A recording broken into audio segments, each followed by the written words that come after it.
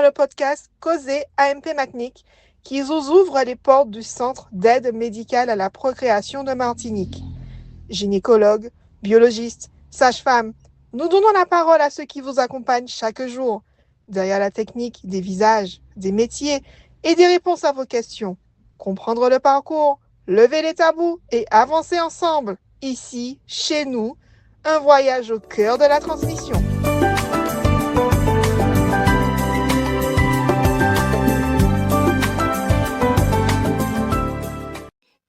Pour l'épisode numéro 9, l'infirmière Aurélie Thuneau vous explique l'accueil le matin du prélèvement ovocytaire ainsi que les consignes préopératoires à respecter.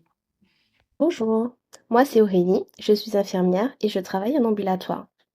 Pour votre ponction d'ovocytes, vous devez passer au bloc opératoire. Cette opération se fait sous anesthésie générale.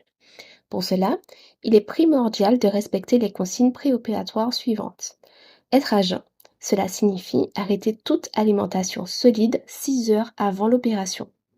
Il est autorisé de boire de l'eau, du thé ou du café sans lait 2 heures avant. Rien d'autre s'il vous plaît. Par souci d'hygiène et pour votre sécurité au bloc, interdiction stricte de tous éléments métalliques, donc pas de bijoux, piercings, peu importe là où ils sont situés, pas d'implants sous-cutanés ou d'épingles à cheveux par exemple. Pour les mêmes raisons, les faux ongles, capsules ou vernis semi-permanents sont formellement interdits sur les ongles des mains et des pieds. Entre autres, il faudra prendre une douche avec de la bétadine ou un savon doux. Pas de cosmétiques le jour de l'opération, donc pas de crème, parfum ou maquillage. Il est obligatoire d'avoir un accompagnant pour le retour au domicile car vous ne devez pas conduire. Il faudra aussi avoir un accompagnant la première nuit après l'opération.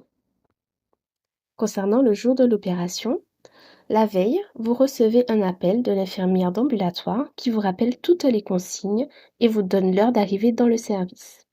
Le jour de l'opération, vous êtes accueilli par l'infirmière. Elle vous installe dans votre box, elle vérifie votre préparation préopératoire et vérifie que votre dossier médical soit complet. Par exemple, s'il y a des bilans ou examens à récupérer. Vous allez ensuite vous changer et enfiler la tenue de bloc. Puis le brancardier vient vous chercher et vous amène au bloc opératoire. Vous passez d'abord en salle d'induction, là on vous posera la perfusion, et ensuite vous allez en salle opératoire et c'est là que vous serez endormi. Une fois l'opération terminée, vous êtes acheminé en salle de réveil où vous y passez 1 heure environ. Enfin, vous retournez en ambulatoire dans votre box.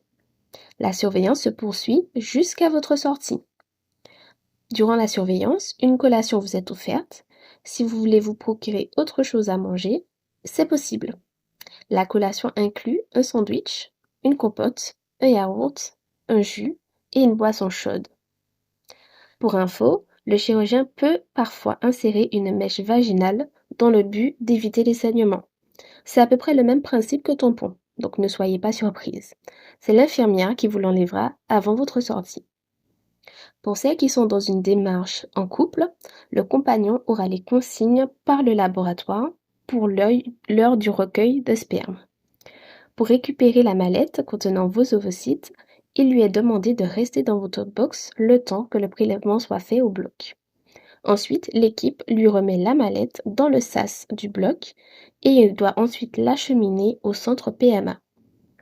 Ensuite, il ramène une autre mallette, vide cette fois-ci, pour la patiente suivante au bloc.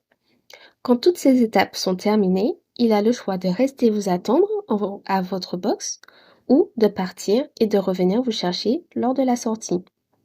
La sortie peut être assurée par toute autre personne en mesure de vous conduire.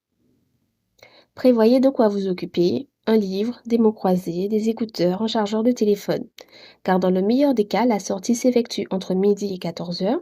Parfois, la sortie peut être beaucoup plus tardive, aux environs de 18h30. La sortie dépend de l'anesthésiste, mais surtout de la visite du chirurgien. Lors de sa visite dans votre box, le chirurgien vous remet les ordonnances et votre arrêt de travail. J'espère que toutes ces infos vous auront été utiles. À bientôt!